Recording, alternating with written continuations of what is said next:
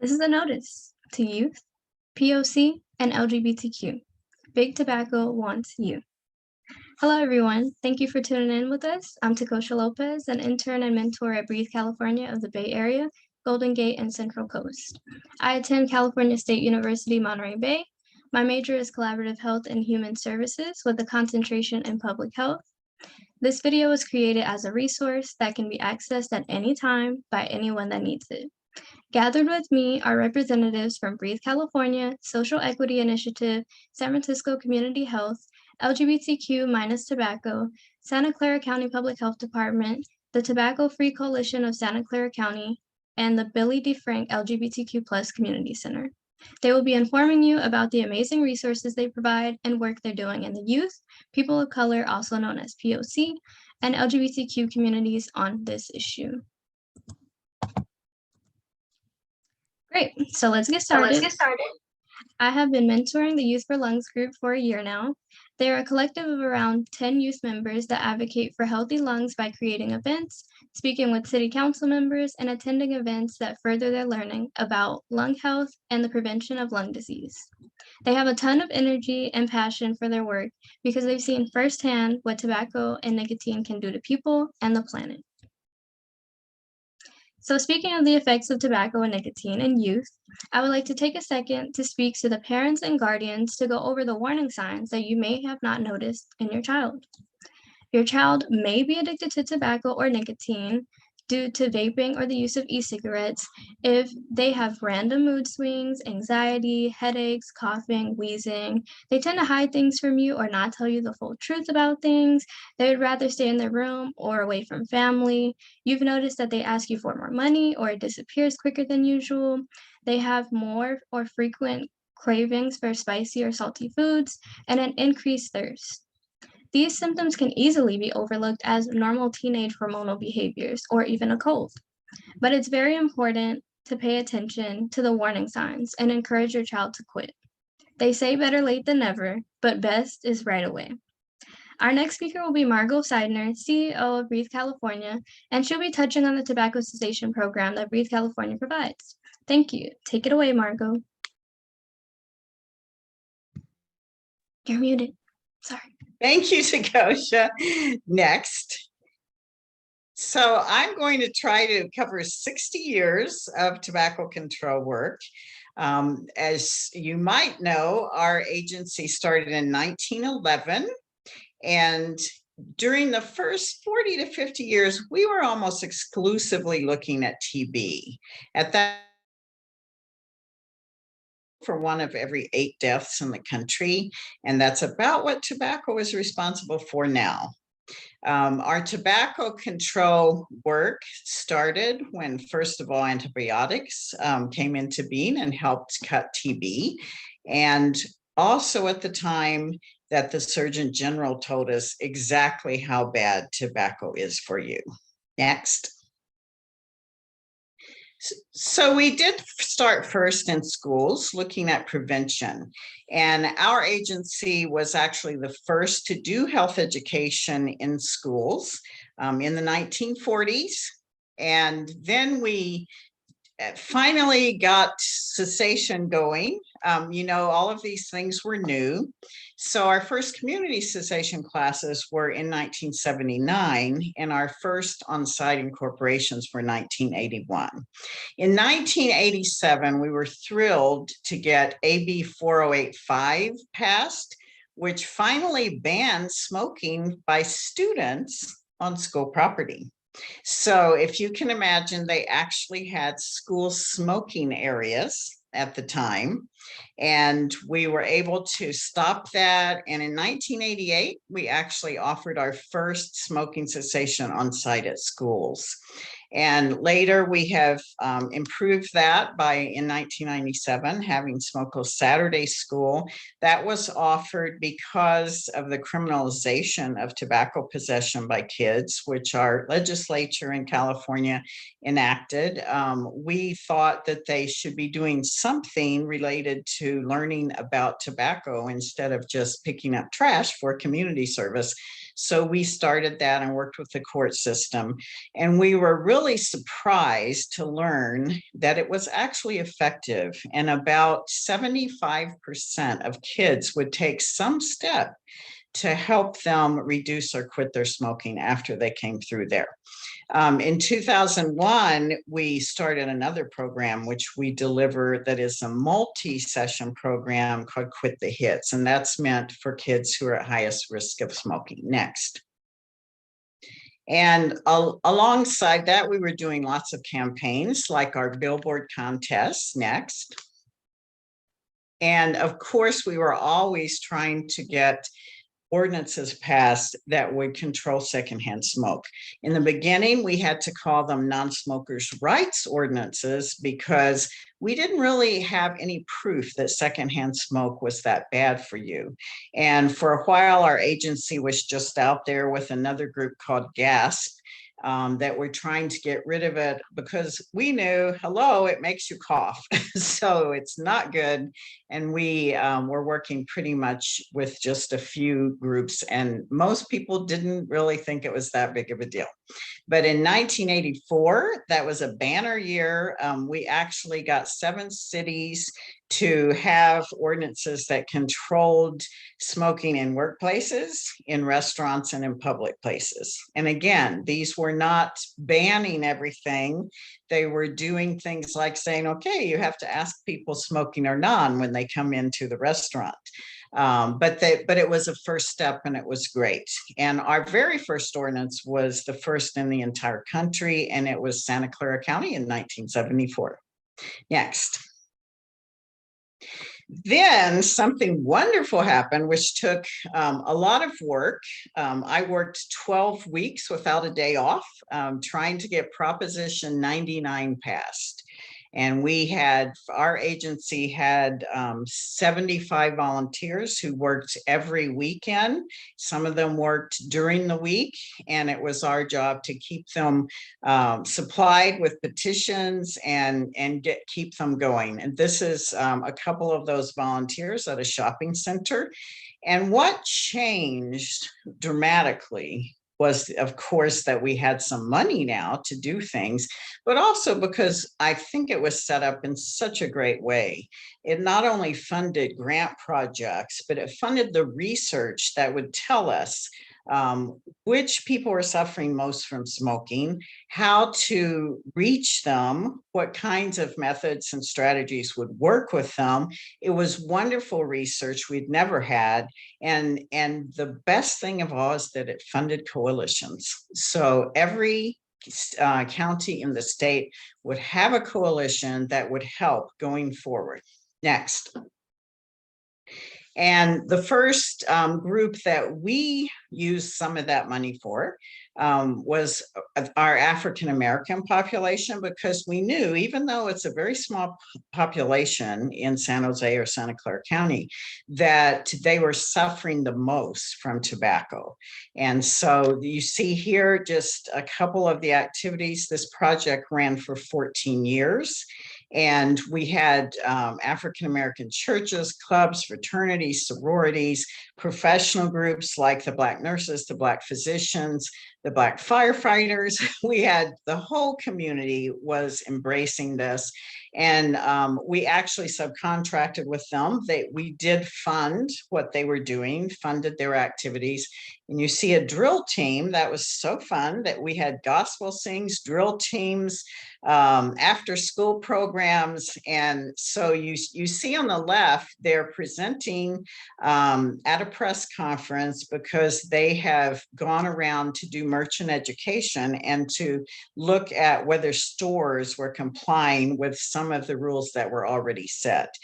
We also did a billboard, not a billboard contest, but a billboard survey to look at where billboards were in our community. And of course, they were in their community. So that was a great one. Next.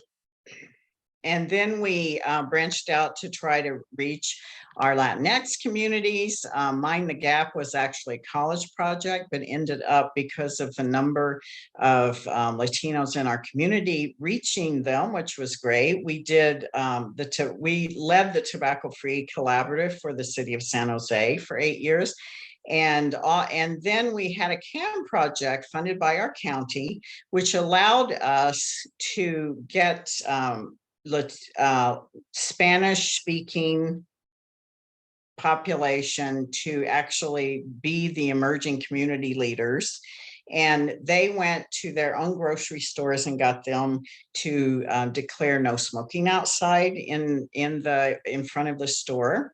And we also got the flea market to have special days that had no smoking and lots of other things. And that's an MTV taping down at the bottom. That was one other thing that we did that was fun. Next. We always had a strong presence in our other communities too. And in 2001, we started a project that focused on several different Asian groups in our area. There were 7 different groups that served seniors who were Asian. So the Korean American Community Services was one, for instance, and altogether there were 7. Next. And we were recognized for our work in 1999 by being invited to be on the National Advisory Group for Environmental Justice. And then something that was really made us proud was winning a national award for diversity called the Bernard J. Gregory Award in 2002. Next. And our work with the LGBTQ community started mostly in the 1990s. And I think Gabrielle will tell you some of that. And they are also currently a group that we're trying to serve. And we have had special cessation programs for all the groups that we are talking about. But I want you to get the flavor that even from day one, we have been working with populations who had social disparities and health inequities. Next. So along with all the cessation we were trying to do and the different programs we were introducing, we were always working for smoke-free progress. And our agency was particularly in the leadership for smoke-free bars in 1998, smoke-free parks in 2005, common areas in San Jose in 2012 for multi-unit housing. And recently, believe it or not, the last 2 years, we have worked on, and I think gotten most of them passed except for 2, 16 ordinances throughout the Bay Area. Next. So 2010 to 2012 was really a great period because we worked with the county on their communities putting prevention to work. And one of the wonderful things was that we got to buy all this Nicorette to help people quit smoking and other things. We had different types of nicotine replacement therapy. And I can't even describe all of the different cessation activities that we offered during that time period. You just see a couple of them here, but that's Roberto, who was in charge of helping us distribute all of that to the Latino community. And we had we gave out actually to almost 4,000 people Nicorette. So next slide.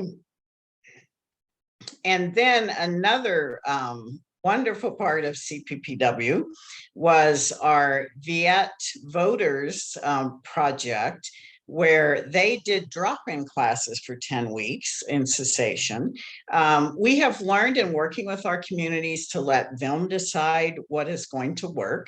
And so we had never done this kind of class, but they decided what would really work is to have a drop-in and allow people to bring their children and have food and give away free Nicorette. But people had to come to the program in order to get that. And we were thrilled at the end because, some people would stay around a long time. You could come over and over if you needed to, but at the end of the project, we had a 49% quit rate. And those of you who work in cessation know that's phenomenal. And we had 119 Vietnamese who had quit smoking. Many of them smoked 2 or 3 packs a day. It was a wonderful thing in their lives. Next slide. So as we continue our work, what makes it very difficult, of course, is having so many languages to translate into. You see just one of those, our Ash Kickers program for cessation is on the right. And we recently translated everything into Spanish, including we did online programs last year because of the pandemic, and that's all translated. And so we frequently enlist not only our partners in the community, but also interns. And we're so thankful to have those great interns, Takosha. So we're now in the midst of doing a project that's a 5-year project and ends in 2025. And we have formal subcontractors in 8 different communities. And those are our African-American, Latinx, Vietnamese, Korean, LGBTQ, and homeless youth organizations. And the way that we always get our work done is in the community, with the community, collaborating with numerous organizations. And I also want to say thank you to Santa Clara County Public Health, because they have funded an enormous amount of this work. So thanks, and I would like to turn it over to Abba Arma, who is with the Social Equity Institute or Initiative. Abba? Thank you, Margot. Hi, everyone. My name is Abba Arma. I am the Director of Health and Wellness at the Social Equity Initiative. In partnership with Breathe California, the Social Equity Initiative has worked to promote tobacco control and cessation. Our efforts to enact anti-tobacco interventions targeting youth and communities of color in Santa Clara County have furthered awareness among key community members and civic leaders. And moreover, it has resulted in improvements in San Jose's tobacco retail licensing requirements. The work done on the CAN project, Margot mentioned a few moments ago, with the County of Santa Clara's Public Health Department this past fall in 2021, resulted in the passage of City Council vote, and now the sale of flavored tobacco products at tobacco retailers in San Jose is unlawful. The new law does not allow the transfer of licenses to new retailers. All of this is in furtherance of the efforts to mitigate the risk of death among communities of color who are more likely to die from smoking-related diseases. These diseases are heart disease, cancer, and stroke. All of this despite initiating tobacco use at a later age, all according to the Centers for Disease Control and Prevention. This partnership with Breathe California continues as we leverage community support to further anti-tobacco advocacy and protections for the health of Black people and other communities of color in the region. In the interest of public health, the Social Equity Initiative is dedicated to current and future efforts to inform and improve the well-being of the community and beyond. For more information, please reach out at info@thesocialequityinitiative.org. And next we have Amaya and Mark. Hi everyone, my name is Mark and I use they, them, or he, him pronouns, and I am from the San Francisco Community Health Center, and I work on smoke-free community colleges. And I'm Amaya Whitting, pronouns she, her, from LGBTQ Minus Tobacco. I also co-chair both the Alameda County Tobacco Control Coalition, as well as the Proudly Against Tobacco Coalition. And I work a lot on policies in the tobacco retail environment and around secondhand smoke and vape on bar patios. Next slide. Yeah, so LGBTQ youth and adults use tobacco more than the general population. Trans people about twice as much, and lesbian, gay, and bisexual people about 1.5 times as much. This also applies even to youth, as shown on the graph here. A big reason for these disparate rates is the stress of living in a world that just isn't ready for us. Experiences ranging from a lack of support to bullying and discrimination increase our odds of coping, quote, quote, with tobacco. And trans people who can't meet transition-related needs also use tobacco more. And while we know that the tobacco industry has used advertising and sponsorship as a way to directly reach LGBTQ people, there's also broader targeting of youth, people of color, and low-income people. That may mean that many queer people start using tobacco not specifically because they're queer, but do have a harder time quitting tobacco because of stress that comes from the fact that, yes, they are queer. Next slide, please. Yeah, and so if you know a queer person thinking about quitting tobacco or even cutting back, Kick It California has culturally competent counselors ready to help via text message, via phone, and I believe there's also an app now. There are many things. And then We Breathe has fact sheets related to gender transition and HIV/AIDS and how those are affected by tobacco use. Next slide, please. Now I will be talking about smoke-free community colleges. The San Francisco Community Health Center began relationship building at Skyline College because it had the lowest score in the San Mateo Community College District on a 2017 report card of tobacco-free policies of California colleges and universities. The San Francisco Community Health Center identified the Sexuality and Gender Alliance Club and LGBTQ+ student club at Skyline College and connected with their faculty advisor to see if there was a shared interest in pursuing a tobacco-free campus policy to support health equity.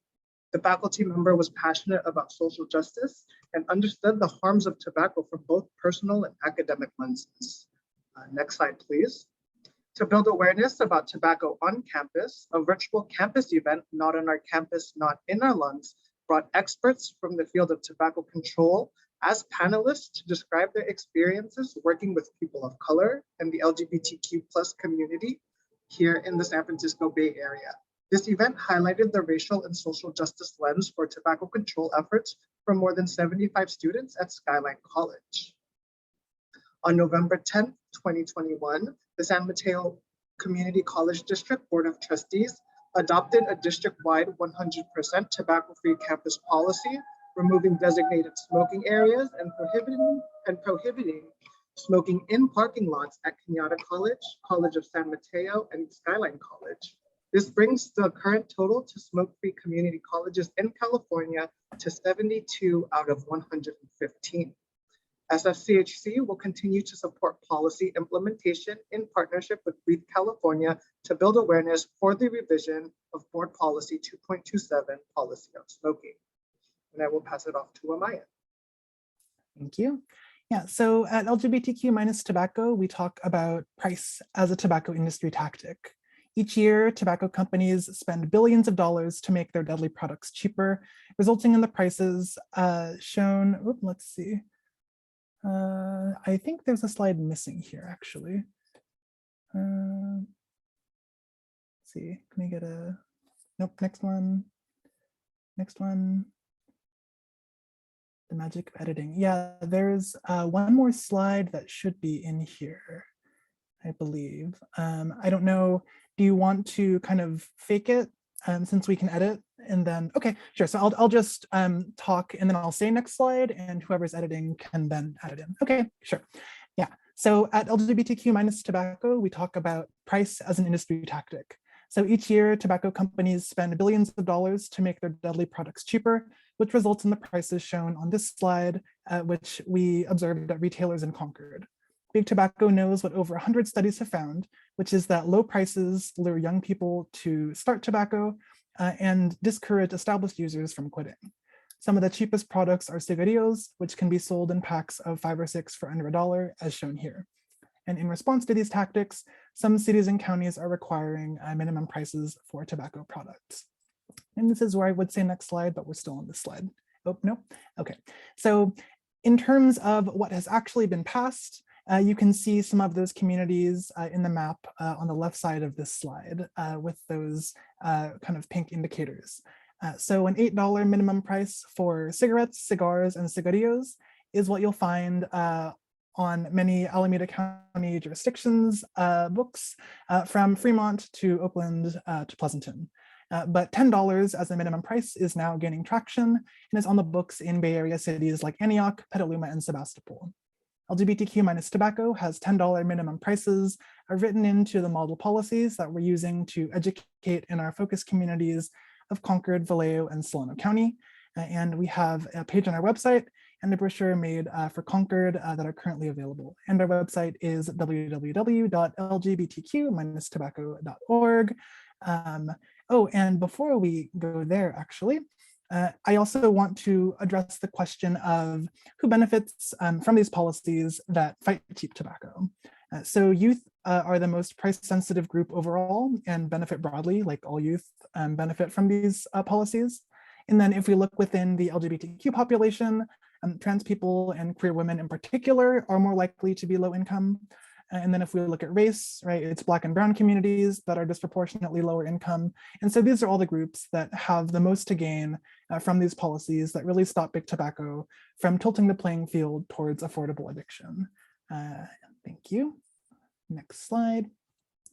And if you would like to contact either myself or Mark, we can be found here. I'm at amaya@lgbtq-tobacco.org and Mark is at mark@sfcommunityhealth.org. Next slide.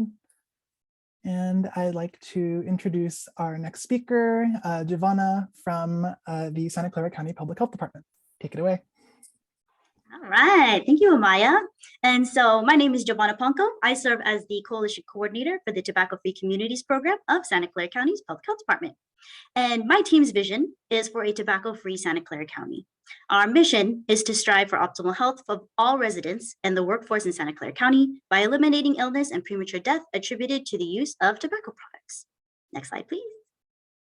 And here we just have an overview of our current policy and project priorities. So if you're watching this video, feel free to pause.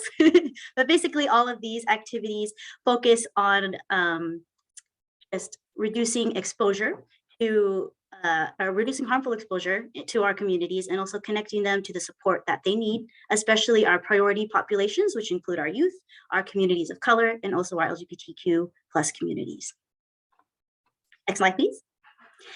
And to complete all of our activities, we receive our funding from the following sources, Prop 99 and Prop 56, both of which are props that in the taxes, they add taxes to tobacco products and portions of those revenues go toward reducing and preventing tobacco use. And so with this funding, we're able to complete all of our activities, including supporting and serving as the backbone agency for our tobacco-free coalition of Santa Clara County. Next slide, please. So speaking of our tobacco-free coalition of Santa Clara County, this is our community-led and community-driven coalition. And the mission of this coalition is to improve the health of Santa Clara County residents through tobacco prevention strategies and community involvement. And we have many goals, various goals to help support that mission, which you can see here. Next slide, please. And in our tobacco-free coalition, we've been around for over 30 years now, and we have had many incredible members and incredible wins. And so some of the wins that we have on this slide include newsletter cutouts that showcase the passing of a smoke-free bar ordinance and also smoke-free outdoor areas ordinance. And I have a quote here as well from Margot Seidner, who spoke earlier in this video, also someone who has been very involved in our coalition. And the quote is, "When we got as far as smoke-free bars, people got pretty angry. Carol Baker and I had to be escorted by the police to our cars because people were so angry with us in that crowd, and the front of our agency's building was broken out with bricks that night, the same night that the city of Santa Clara passed their smoke-free bar ordinance." So I just wanted to include this also, just to show how committed and how incredible our coalition members are. And Margot Seidner continues her work this day with Breathe California, and Carol Baker also continues her work this day, serving as a coalition co-chair. So she is the co-chair for the Tobacco-Free Coalition of Santa Clara County, alongside Vanessa Marvin, who I will be handing this off to now to speak more on a more recent win on our San Jose Fights Flavors. So go ahead, Vanessa. All right, thanks, Giovanna. Yes, I wanted to share a little bit more about the victory that Abba touched on earlier, that the coalition worked on in San Jose. And as Giovanna mentioned, the coalition works on policy along with many other activities such as education and cessation around tobacco, because it's really important to change the social norm around tobacco and tobacco use and what's acceptable through policy change. So next slide. So we worked on flavored tobacco because it's one of the ways that the tobacco industry still targets vulnerable populations and populations of color. The current law in the United States is that flavored cigarettes are banned. However, there is an exception allowing menthol cigarettes still to be sold. And in addition, other tobacco products that are flavored like cigarillos and e-cigarettes are still allowed. So these products can and are marketed to vulnerable populations. Flavored tobacco products are the ones still primarily being used to hook our youth, especially individuals from low socioeconomic status. And tobacco companies have historically targeted Black communities, communities of color, LGBTQ people. And so now these populations are disproportionately using menthol flavored tobacco products as a result of these decades of targeted marketing. Next slide. So to get this changed in San Jose, we need to get the city council to vote to pass an ordinance banning all flavored tobacco products. And we knew this would be something that had been done in other cities across the state, but we also knew it wouldn't be easy. The tobacco industry and e-cigarette industry would be upset by it. So we knew we needed to fight strategically. So partner organizations from the coalition, many of those who are on the call with us today, came together and formed a campaign committee to work on this called San Jose Fights Flavors. And on the screen is an ad that was run in the Mercury News in the days and weeks before the vote. And you can see that one of the things that was really important was showing how many people and organizations supported this policy change. In fact, we used a third of the space in the ad just listing out the organizations to show the breadth of support. Again, including many of the organizations and people on this call. So we have traditional health groups like Breathe California. And then we also have groups who are representing different impacted populations, showing that they wanted this as well. So you're going to hear from Gabriella with the DeFrank Center in just a moment. We have African-American groups such as the NAACP and Delta Sigma Theta Sorority. We have other groups representing other targeted populations, Latinas Contra Cancer, Boys and Girls Club, and Office of Education representing youth. Just again, really showing the breadth of support, the coalition that we had built to work on this issue. So next slide. So the groups and individuals working on this campaign came together to conduct a number of activities or tactics to show our support to the city council in San Jose. They fall into a couple different categories, but we did some tactics to educate the council members. We met directly with them. We created fact sheets to give them information. We had tactics to recruit new people to get involved and share their experience, like a virtual rally to recruit people. We had other tactics to really show our strong support and influence to the council member, things like the ad that we just saw, social media ads, editorial, sign-on letters, press conferences. So all of this we did to kind of put that pressure on the city council. So this was all done during 2020, 2021. So it was during COVID, but we were able to adjust and do virtual versions of many of our activities. And next slide.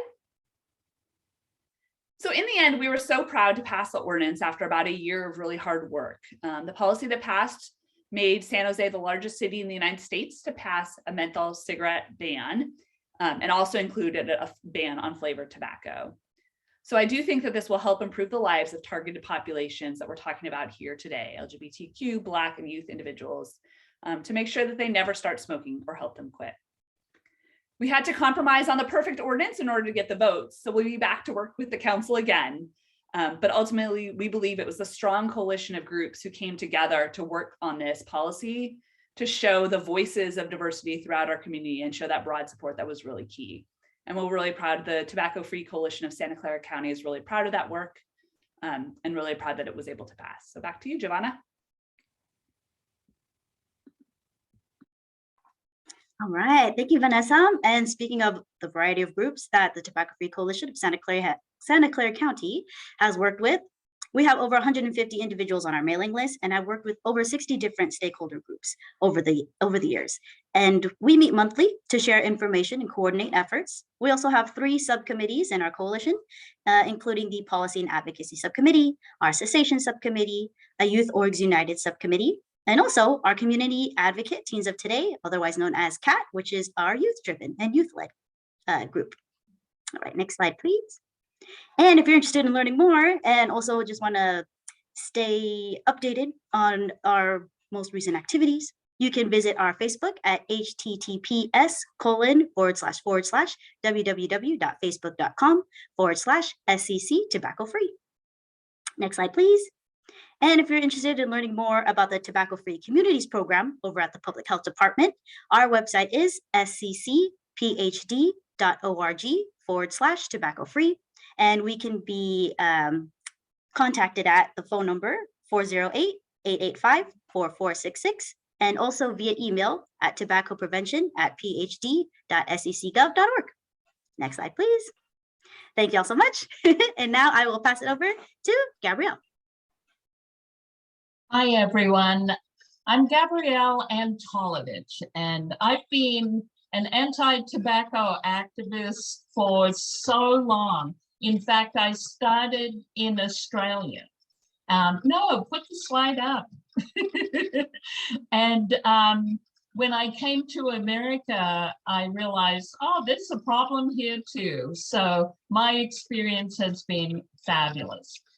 So in the LGBTQ plus community, what the tobacco industry has done is followed the alcohol industry's advertising and visibility at Gay Pride, national LGBTQ plus magazines, and gay bars.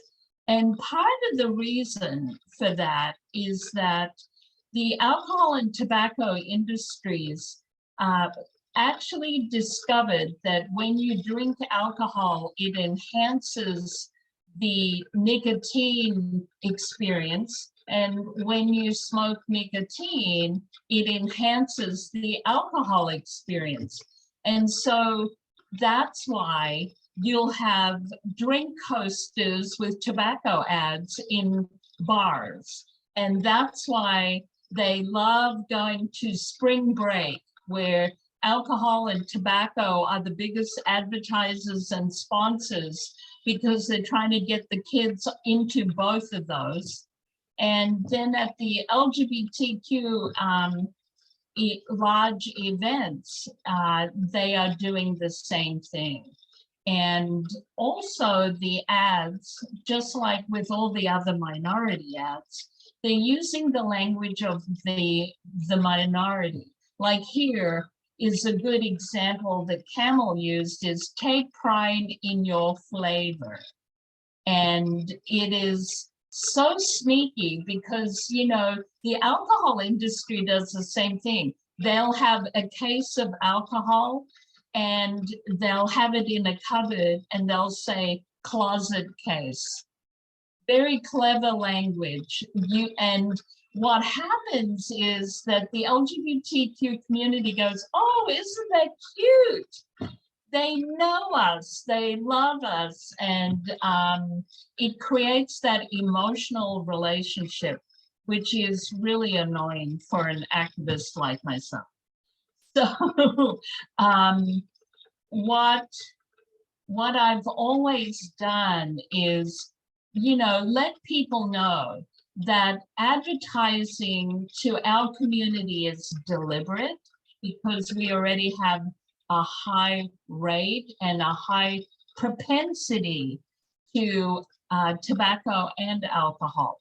So if you look at the next slide, back in the 1990s, I actually got a tobacco grant to target our community. And I made sure that everyone in our community was targeted: the gay men, the transgender folks, the lesbians. We didn't call them non-binary people back then, but yeah, the trans non-binary community. And I use the language of our community. It's a drag to smoke secondhand smoke. So it's a drag to be around it. And I utilized the name, The Last Drag Quit Smoking class that San Francisco had. And then I partnered with the American Cancer Society in November and did the Gay American Smoke Out rather than the Great American Smoke Out. And so the Gay American Smoke Out was very popular, actually. I was shocked. We did a press conference at Club St. John, which was the best gay bar ever that doesn't exist anymore, unfortunately. And I think Carol Baker was there. I had the American Lung Association, I had the American Heart Association, I had the American Cancer Society in a gay bar doing a press conference about that the gay bar was going smoke-free for that one day. And the bartender was there wearing the Great American Smoke Out t-shirt, and we had a drag queen who was a cocktail waitress who refused to get cigarettes for anyone. They had to go buy it themselves, and it was fabulous. So it was very popular. I also did the harm reduction approach at Gay Pride. What are you willing to commit to? Are you willing to commit not to smoke in your car? Are you willing to commit not to smoke around your partner? Are you willing to commit not to smoke around your pets? That one was more popular than anything. I won't smoke around my cat or dog or bird. Anyway, right now, the Billy DeFrank Center has a no smoking policy and also a policy that we won't take alcohol, tobacco, or marijuana money. So that was a big hurdle that failed in the 1990s, but is on our books right now. And we are now working with legislators where we're working on material that is current for young people as well as the older folks to really think about how we're being targeted because of our vulnerability. And it's very similar to, we have to get people angry about this. This is not them being nice to us at all. It's them making money off our addiction and vulnerabilities. So our website is DeFrank.org. It's like a song, DeFrank.org. Thank you. Okay, amazing. I would like to say thank you so much to all of my collaborators, and thank you so much for taking the time to watch this video. Click the link below to take our quick survey, and remember to stay aware and stay away from tobacco and nicotine. Thank you.